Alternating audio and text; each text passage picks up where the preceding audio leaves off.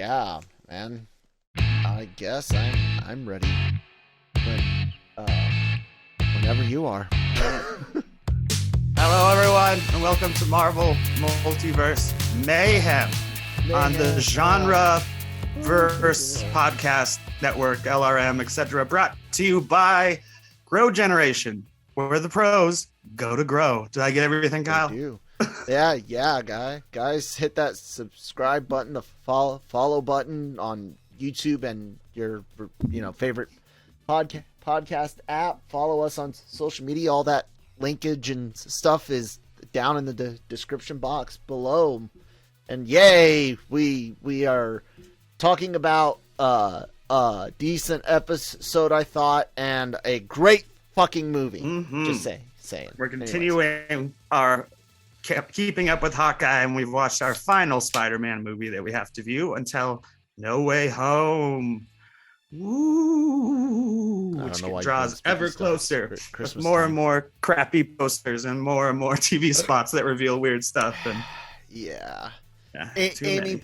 Amy Pascal seems to have kind of made up for past mistakes, and I had said good things about this last week with the idea of the new Spider-Man trilogy with Holland, and Amy Pascal saying, hey, we're not done. We're working with Marvel and the MCU, which I knew of some projects already in the works for 2023. We had not us breaking it, but we had heard as well that Marvel and Sony were producing two films.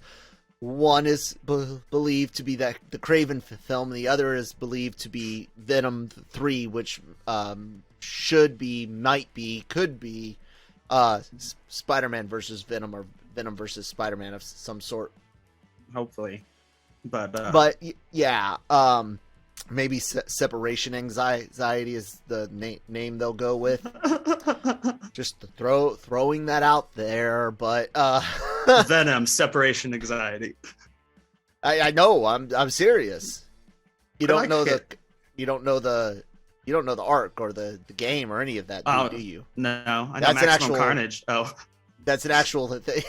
You didn't know that was a thing. I don't know. Itty. Who? Yeah. But I had said, Kevin Feige a while ago had said it was always about the stories for him and her, and I was like, well, she had a horrible eye for stories, but I'll believe she believed in stories over money, and I could tell you, I never heard her talk about knowing the Marvel playbook, or that Sony could do it too, like Fox and Vince Carroll had been talking. Yeah, guys, fuck you. Now who's all up in who's all up in that ass now with Marvel every fucking where? Yeah, fuck you, Fox and Vince Carroll. I think one of them or both of them's first name is actually Tony or Anthony or something like that. Execs at Sony fucking talking out their fucking stupid asses after the 2019 take our ball and go home like a bunch of fucking idiots. Even Jammer proved that the best deal in the world was to make a deal with Marvel. So congratulations, Amy, on getting the ass hats at Sony to agree to much better terms for Spider-Man and the characters. Not necessarily happy with everything that's going to happen, but I will definitely give credit where credit is due. However, keep your god-awful taste for stories away. Cheers, Amy. So I have three, not quotes, but things that Tom Holland said today. He's obviously doing a lot of press for No Way Home. One of the things he said is that he'd love to work on a movie with Tobey Maguire and Andrew Garfield. Yeah, I know. One of them, do you know what the original plan for No Way Home was if they couldn't get this? Kraven. Yep, Kraven, which is interesting because Sony's also working on. Well, we heard the Sony Kraven casting announcement after this was deep in production. Which is Yeah, I was going to say, which is one of those Marvel and Sony films they're working on together. And then you've got the first two, right? Who did Tom Holland say he wanted to fight in the next Spider-Man movie? I don't like his answer, and it was a weird choice. Clue, he's already getting his own movie. If you said it was going to be a weird choice... I don't like it because it's a Sony choice. Sounds like Sony speaking through him. Morbius? Morbius. He's like, I'd love if Morbius was the next villain. It's like, deal with Venom first. No, thank you. Do you also want to... We can talk super briefly. Spider-Verse? Across the Spider-Verse trailer? Across the Spider-Verse trailer looked amazing. Part 1, which means they're going to ruin my title scheme, which is going to be Beyond the Spider-Verse. Remember, I already pitched that as the third one. Yeah, well, you know, titles can change between now and then. Avengers was announced, or Infinity War was announced as part 1 and 2. So we shall see. I like the idea of Beyond the Spider-Verse, but what is beyond the Spider-Verse? More Spider-Verses. Even more. Okay, Nick, I'm taking away your right to augmented reality cast titles. Yeah, that looked awesome. Across the Spider metaverse. Yeah. Yeah, that's cool. Obviously, Gwen Stacy's back. I like that they aged up Miles Morales. Yep. He definitely looks a few years older. She as well. Yeah, she does too. It's easier to notice with him. His hair is taller. His face is a little longer. She's taller. I didn't notice. Yeah. But then, of course, Spider-Man 2099. I shouldn't acknowledge any part of the physical being of a woman. No, I didn't notice as much with her because you don't really... I mean, and she also has the same haircut, even though that was like a joke in the last movie. But it's a joke of a haircut in reality. We'll have Oscar Isaac in a main role, it looks like. And it looks like Miguel Peter Parker O'Hara, will be visiting other universes. Our Miles Morales will be. So. Well, we saw Spider-Man 2099 at the end of post-credit sequence. And the post-credit. Yeah, you stop pointing at me. Great. Yeah, you stop pointing. Absolutely loved it. I guess you want to roll into Far From Home first this week because we're already talking Sony and Spider-Man. I guess we can do it that way. Sure, why not? How do you want to do the breakdown of the best Spider-Man movie so far? Well, that was gonna be my first question.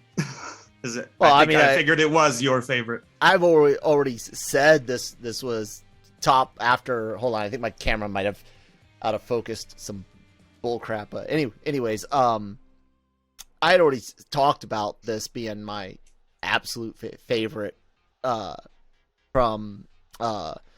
Once it was released, but that's all because of Mysterio. I'm a huge Mysterio fan. Wanted to see him in the movie since walking out of the first movie in 2002, like walking out of the theater at my first viewing and just being like, oh my god, now Mysterio. Bruce Campbell would be very, very cool, which I thought would be kind of like tipped off with the bit part in Spider-Man 2, but as time went on, I became very, very happy that Sony didn't do Mysterio when they were doing the Raimi films, and then the web films hit. And I'm like, oh, thank God they still didn't do Mysterio. I'm very, very happy he's not been ruined. Yeah. And then when we got word Far From Home would actually have Mysterio, and not only that, but Marvel, God bless you, Kevin fucking Feige, fishbowl on the fucking head, because Sony would not have done it. Sony, you pansy ass motherfuckers, would not have done it, and they did it, and it was glorious. He's a great character from the comics, was good in the cartoon, wonderful in several games, and just such a I mean, I know they changed his background for this, but even the he still wears a VFX, a modern day VFX suit. Exactly. He's so funny. He's it's a so meta. Stage magician actor type person that uses all the illusion craft, stage craft, not the volume stage craft, but you know, he uses all of that. And every now and then actually gets a hold of something that gives him real power, which is always a fun thing. He was just such a cool character, and Jake Gyllenhaal did an absolute amazing job with it. And once again, the movie totally shows us that the director John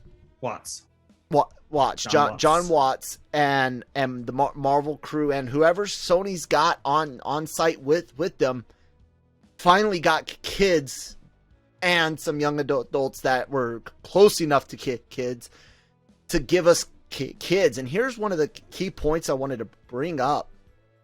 I was kind of complaining about timeless movies recently and how the modern generation doesn't really necessarily have one.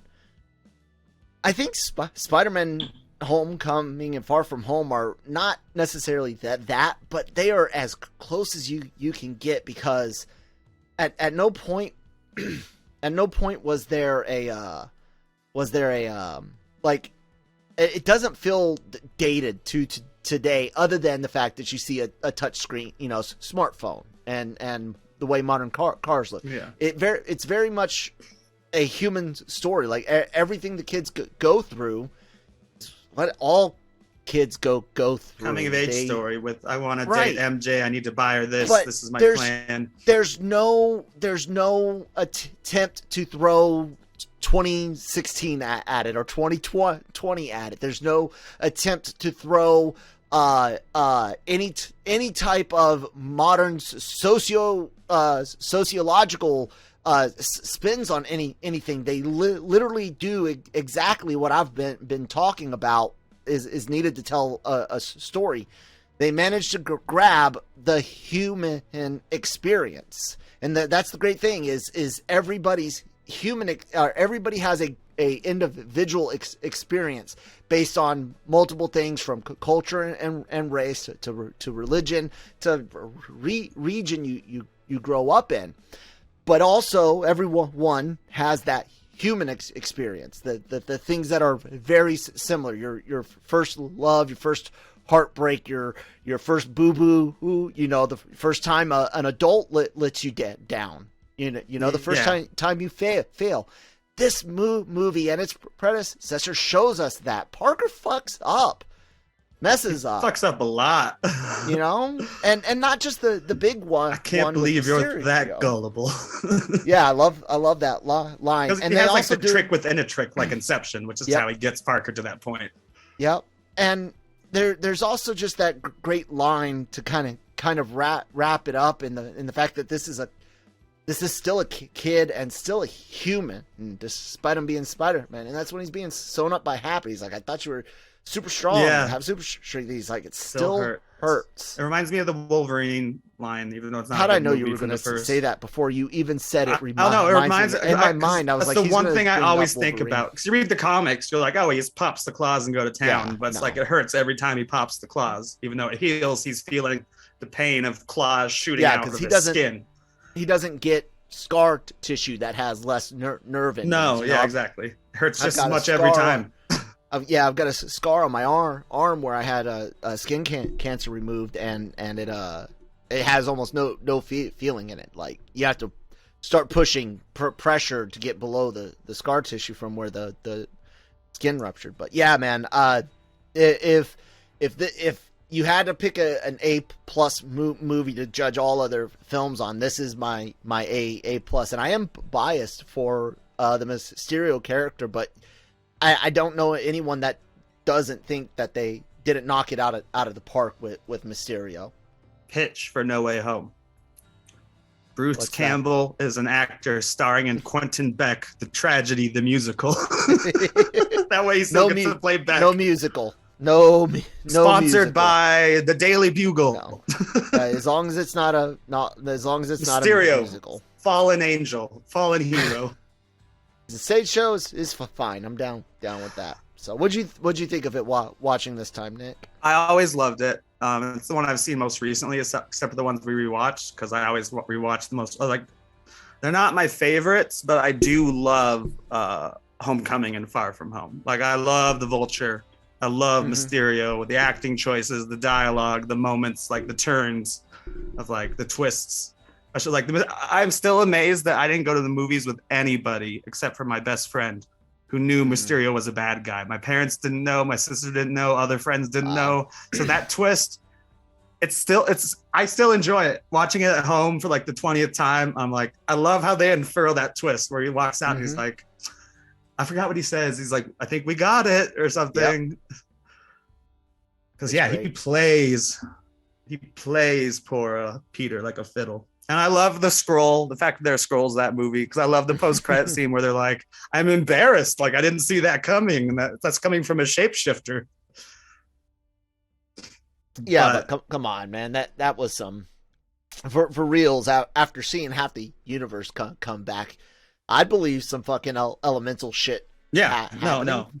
And they did a really good... The plan seemed to work, mostly. Obviously, the drones wouldn't actually function as like an arm of water or something. But it's a comic book movie. It's great. Yeah. Well, and it is political to an extent for today's world. I'm not going to talk about either side, but, the theme of the movie is people will believe anything these days. Well, yeah. Well... Yeah, which is true on both sides. People will believe anything. Which is how he gets Spider-Man at the end. That's not so much a modern ploy propaganda. Oh yeah, and I just feel like it's been a theme recently, especially populist control through everything from propaganda to religion. Goes back. That's part of the human experience. The only difference is today the ability to fool masses media and shit. Of people is an issue. So yeah, I mean it is a great thing. But he also says something key in there, which is people need something to believe. Yeah, that too. I mean, they're willing to believe in something. True. Yeah.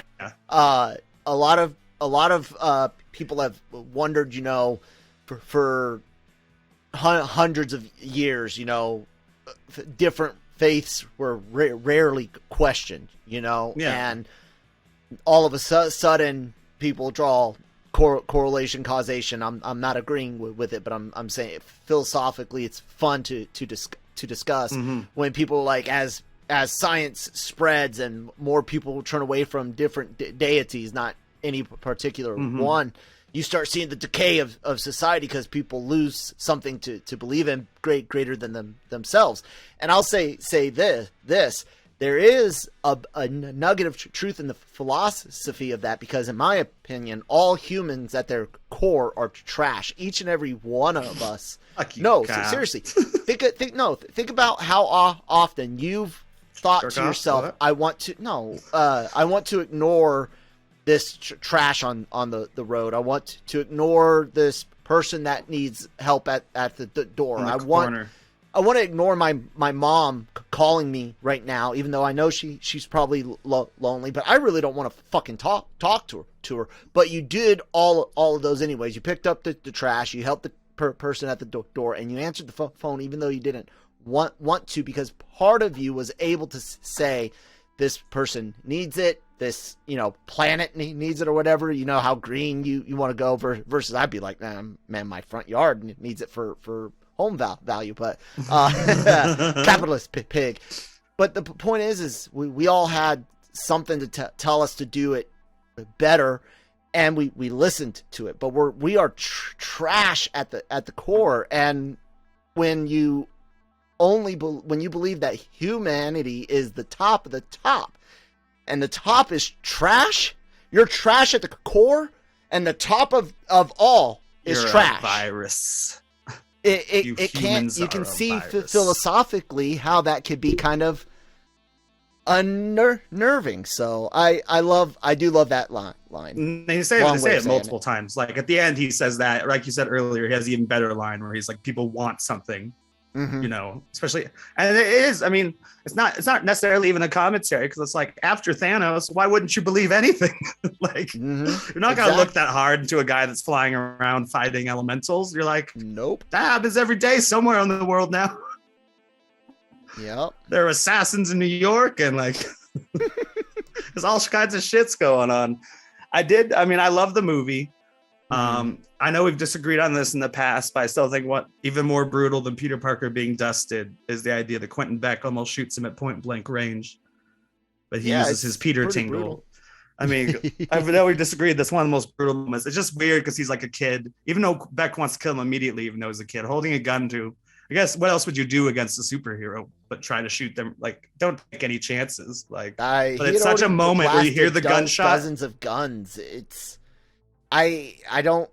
After seeing hundreds of bullets fired from little miniature miniguns out of drones at him, why is one bullet from a handgun? I don't know. Because he's shooting. So personal. The guy's got fucking spinning barrels in the drones.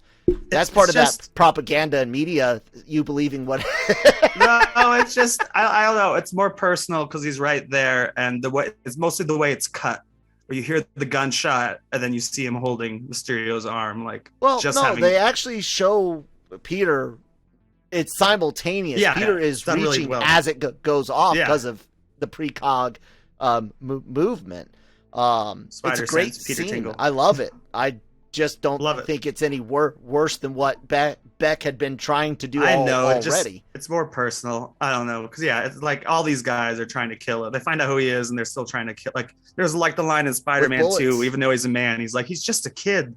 He's just like no older than my son. And the villains find that out, or JJ finds that out in this one, and he's like, menace! His name is Peter Parker, and now a college student, according to stuff we've heard about No Way Home.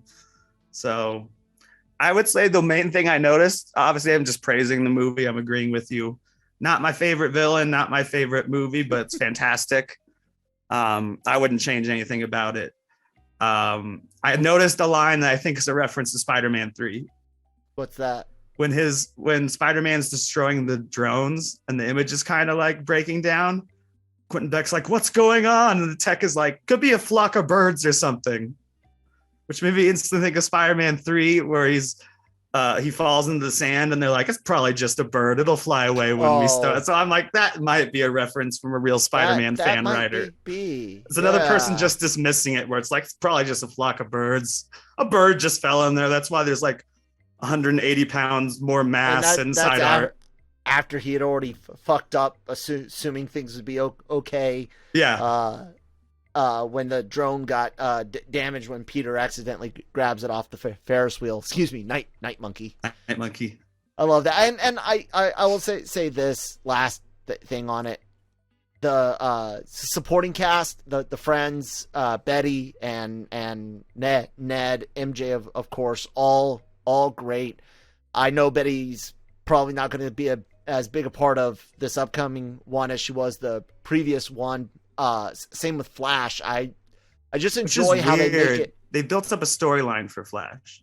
Well, I'm not saying that he won't be. Well, they never really show much of him in like advertising for any of them. Oh, he might not be in it at all, but it felt like they were setting up a storyline with his dad and his mom. You read into so much. Show it twice. They show it twice. They're showing how sad his life is, and that he overcompensates. Your dream. My original theory is that he wasn't Osborn. Harry Osborn. Yeah. No. I guess changed his name to went to normal school with other kids. It's just an attempt to show why he overcompensates. It just seems like, I don't know, it's a little too much for that. But I do not think it'll pay off. Have you ever met people with god awful parents that have money? Like they overcompensate like that. Anyways, should we do our ad before we go to talk about Hawkeye? Or are you done with I think I'm done. Spider-Man? Yeah, I think we're good. We could talk about it's weird. The movie we like the most, we have almost the least amount to say about it. Well, the one you like the most. Well, it's obviously I would call it a perfect film, but it's not my favorite. The most, and one that you don't hate. Absolutely that not. You like. That's in your it's crazy. Anyways, guys, Grow Generation ad. Grow Generation, where the pros go to grow. For all of your cultivation needs, Grow Generation has the right products, service and staff to make your grow successful. Go to www.growgeneration.com, where the pros go to grow. All right, and that's the ad. Nick, Grow Generation has spoken. Go visit. Link below. Link below, yo. Now we gotta talk about Hawkeye, episode 4. Wait. 5, 4? Episode 4. No. Yeah. But what's it called? We're partners, right? Or something? Something like that. I don't know. I wrote it down. I already wrote down the I don't pay attention to episode names. Usually you'll tell me something like, oh, that's connected to something. Something like we're partners, right? It's like very much in her voice, Kate Bishop's voice. Because I already did the write-ups. You can just plop this in there later. So I looked it up for that. It's interesting. This was kind of felt like you said you liked this one a lot. This one kind of felt like a lull to me, but there was lots of good character development, and the dad is actually quite hilarious. The new fiance. I mean, I love when he doesn't know the phrases. He digs himself deeper and deeper. But so we pick up right after the last one. Am I right? Yeah. He has the sword held up to him. Yeah, partners, am I right? That's what it is. And obviously they spoiled what would happen next, not this 30 seconds later with the trailer yesterday where they're all sitting down to, having conversation like, oh, you're Hawkeye. Thanks for saving the world. Hawkeye's like, don't mention it. He's always just been like, yeah, dude, like, cool. Then Bishop says they're working together, Kate. The mom is still the most suspicious. Even though throughout the episode they find even more apparent that this go around. Yeah, even though his company is the one that's laundering money, the Sloan company, I think he's blissfully unaware. I think he's the dumb husband with money. That or he thinks he's big shit and he's not as big shit, and someone's running if anything, she'll shit kill while him. he's running little shit. If anything, he thinks she's working for her and she'll kill him at some point throughout the series. Like that's my prediction: is he gets killed by the mom. But so they sit down, they have a conversation. She warns Hawkeye, like, I don't want to lose my daughter. I know you lost people. There's a lot of flashbacks in this episode, like him losing his family and Natasha falling. Then she's like, so you're going to drop the investigation, right? And he's like, nope, can't do that. And then of course, he snags the Ronin sword. So he has all the Ronin pieces back in his possession. Except for a watch. Except for a watch, which Hawkeye's wife helps him track down. And she speaks German. And he mentions it belongs to a person who hasn't worked with him in a long time. Is his wife a former S.H.I.E.L.D. agent? Maybe she's a former widow. Ooh. Oh, shit. He's in love with 2 widows. Did he? No. When did he sleep with Natasha? Well, right. They're not even in love. They were partners. Yeah. That's gonna... But that's a different kind of love. I know, but you're just like, he slept with 2 widows. No, he's in love with 2. Did I say slept with? Yes. Well, he didn't. He could. He has the chance to if he wants to go younger. Because why? Whatever. So the episode's kind of a slow one. Kate realizes how great Christmas is with her family, so she's like, I should go make, kind of fulfill what Clint's missing at home. They do ugly sweaters. She brings movies. Yada yada. He teaches her the coin trick, which will definitely be important later in the show. At some point, someone's going to flick a coin at just the right spot to do something pretty impressive. She learned it pretty fast, but she's also Kate Bishop, who's trained in everything. It's kind of, then they have to get the arrows back from the LARPers, the trick arrows. So there's some entertaining stuff there. It's interesting they brought them back again. I would be surprised if we didn't see them in some form, since they're also cops and firefighters and stuff, like fighting alongside or helping out in almost a Spider-Man way, where it's like, you get this, Hawkeye, we'll cover this, that kind of shit. I could see not as cheesy as that, but there's aside from him tracking them down, I think there's a reason that they are police and firemen, and they're fake trained with swords and stuff like that, which also ties into the dad's sword obsession. So we have some nice quiet moments, some special Christmas moments. I try to plan what they're doing next. His wife, Clint's wife, is able to track down the watch to a location through its tracker. Again, she has technology. She knows things. She has more than just the basic computer at home. And I think it's more than just being married to an Avenger. And so they track the watch. It's actually at Echo's house, which we know before Kate Bishop does, because her alarm is flashing lights. Mm-hmm. And Hawkeye mentions that too, but I don't think Bishop even catches that. And she sees the watch, and she also finds a list of Hawkeye's family members in Echo's apartment, because she's on "you killed my daddy" revenge mode, basically. Revenge mode. So, and then there's a masked figure shows up on the rooftop with Clint. And they fight, and then he shoots the zip line, and Bishop only gets halfway across, but then whoever he's fighting kicks it down. Then Echo makes it across, and they're all fighting each other. And of course it's Yolanda. Wait, that's her name, right? Yeah, Ilana, Black Widow's sister, in quotes, who Hawkeye doesn't recognize, but as soon as she's gone, he's like, "We got a fucking widow on our tails. Like, you need to get the hell out of here. Like, we're into more serious shit than I thought." Yeah, the stun thing. Like, oh yeah, he sees that kind of stuff because he doesn't recognize her face, obviously, but we do, of course, as Black Widow fans, and her being probably one of the most interesting new characters to show up in Phase 4. Like, Florence and then she's been great. Yeah, they're all just fighting each other because, like, Black Widow. Well, Yolanda is even like shoot. Yeah, Kate does hit. What's her name with an arrow? Yeah, Echo. Yep. And Echo also gets hit with the Widow blasters. Yep. Echo kind of gets the poor end of the deal, poor end of the stick or whatever, the hard end of the stick. She's bad guy. She deserves it. Yeah, I still think Spider-Man in Homecoming with what's his name? Miles. Donald Glover, Miles Morales' uncle. You're a bad guy. You deserve that. I got ice cream in there, man. But yeah, I had. So it's one of those episodes, like you said, it's all character development, but it was punctuated well. It flowed well for me. I appreciated this definitely is cemented. I thought it was cemented by last episode that it is a Christmas show, but this is 100% beyond all shadows of a doubt a Christmas show.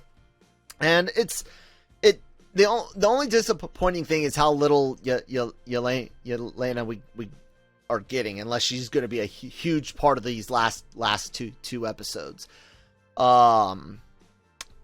I am still saying, like, this is third out of the 4 shows, with Loki and WandaVision being above it, and I do think this is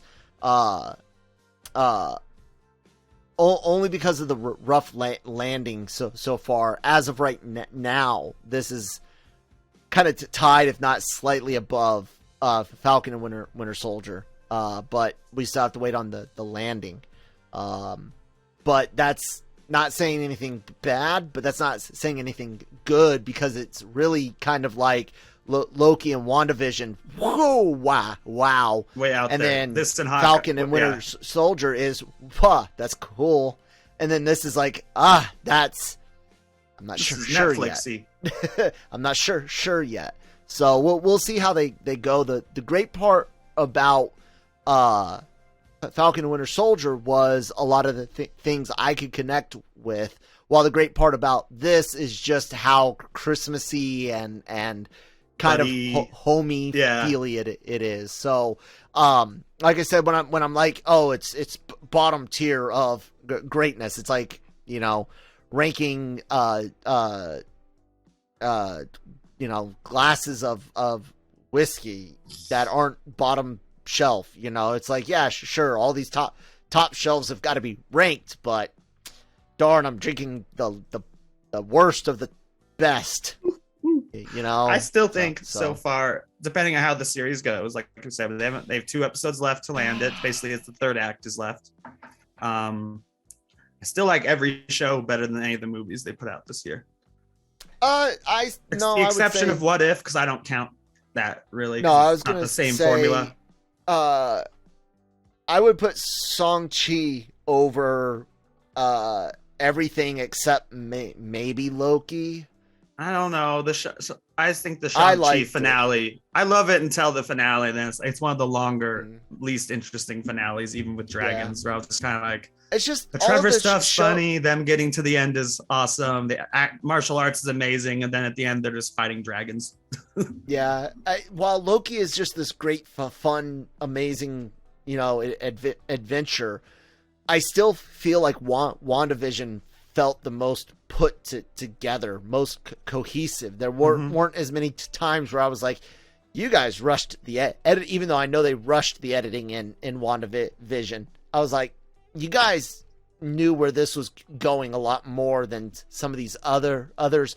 Falcon and Winter Soldier had a crap ton of editing issues, an entire subplot taken out and likely taken out. And then it's just, they've all had issues. So yeah, I think that's why Shang-Chi felt a little bit better, kind of like WandaVision. It felt more complete, maybe, Loki, like I said, it really benefits just from the wow factor. Wow. So, wow. Even though what's his face wasn't allowed to say it. I know, right? Anyways, that was my thoughts on Hawkeye. I enjoy it. I can see where he's getting his costume from eventually, because he's still not in the purple, but now he has LARPers designing him something. Yep. So I can see how he's gonna finally get into the purple. And only two episodes left, dude. That's it. Yeah, and that one character is getting more and more important, even though he seems like a minor character. The guy he gets the information out of. Oh, yeah. The guy that looks like Russian Jon Snow. Yeah, hell, he was even one of the kids. It's been confirmed he's one of the kids training at Dojo when Echo was. Oh. So that's why he talks to him about Echo. They obviously have a special, not necessarily, it could be platonic, but there's a relationship, a friendship there, which is like, he's warning him because Hawkeye's trying to not go in and shoot everyone with arrows. He's trying to defuse the situation. He's like, I don't need to fight Echo. Like, just let us deal with what we're dealing with. He doesn't even know they're going to her apartment. She's chasing a ghost. Yeah. But that's interesting. He's actually a fairly important character in the storyline, though he won't be as important. He's actually a serial killer or like a psychotic in the storyline, but it's just interesting. He's just like the dad. He's one of the many characters who's been put in a different role, but you can name check him to this exact run of Hawkeye. So, well, and then the assumption isn't that, I don't know. I feel like the Dojo is also Kingpin / Tracksuit Mafia related. If they were both there, and that's where Fisk, in quotes, he was there at the dojo when the dad was like going off to do something. So you guessing Fisk is going to be a bit part in this, if he is, while being a bit bigger part of Echo or something? I think he'll be the main villain in Echo. Almost on a Daredevil level, we'll see him a lot per episode, even when... And in this, we probably won't even hear his real name in this, just like it took us forever to hear his real name in Daredevil. He's just referenced as like the big guy or like dangerous dude, uncle, fat man, Otto, It's got to be him, right? We're not Mephistoing this, are we? We're not Mephistoing it. There's a lot of assumptions. I am assuming, but like I said, when it comes to that M word, at this point, they've used so much stuff.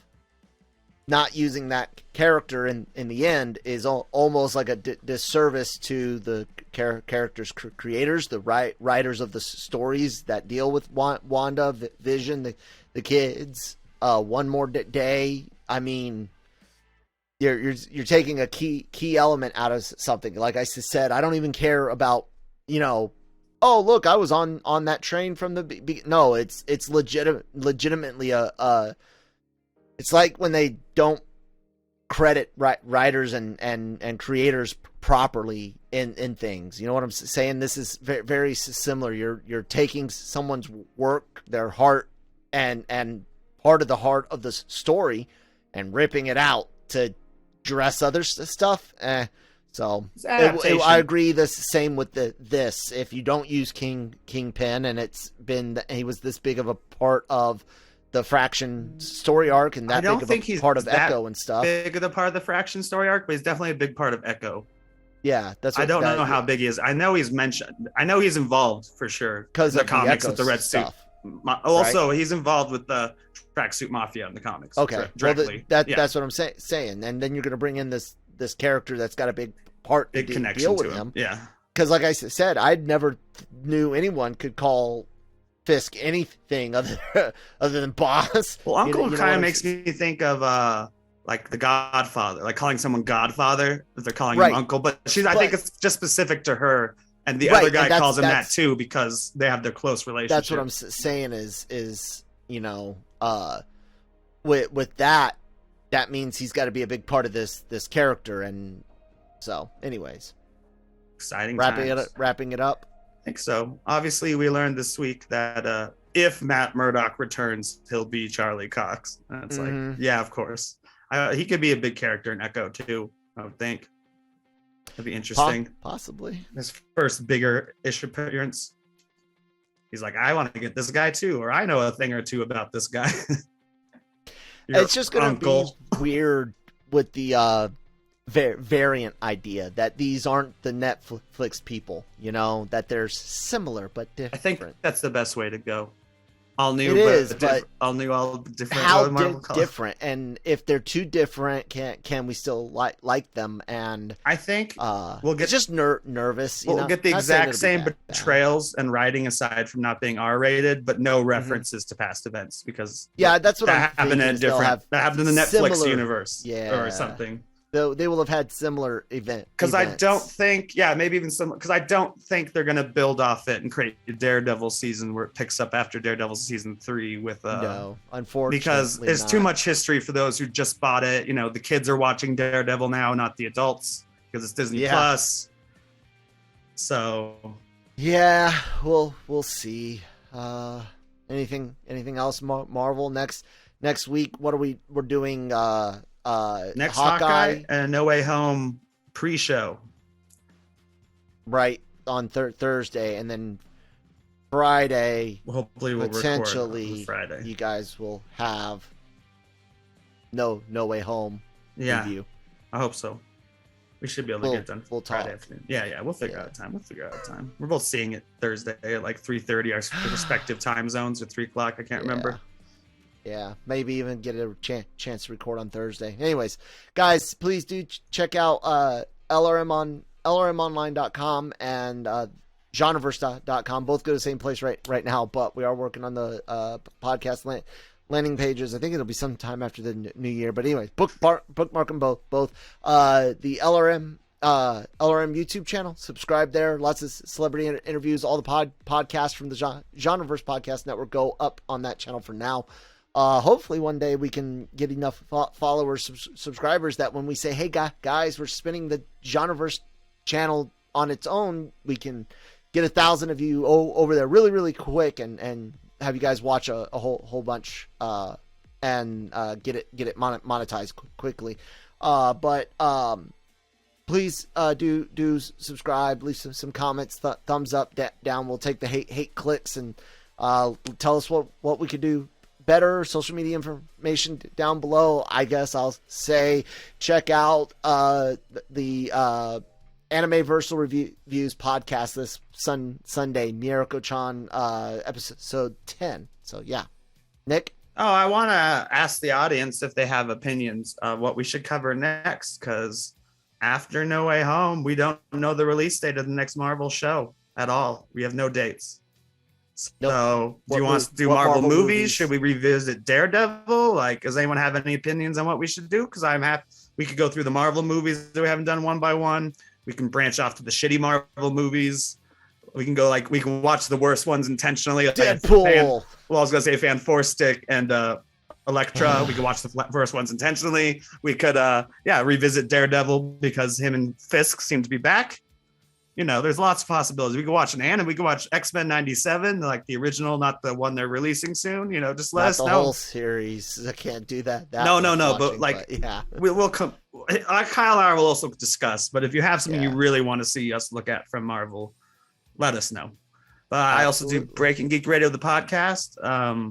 This week it's just me and Danny, our man overseas, and we're covering the first 4 episodes of Hawkeye, 8-Bit Christmas, and all of Hellbound, which is an amazing Korean series if you guys want to check it out.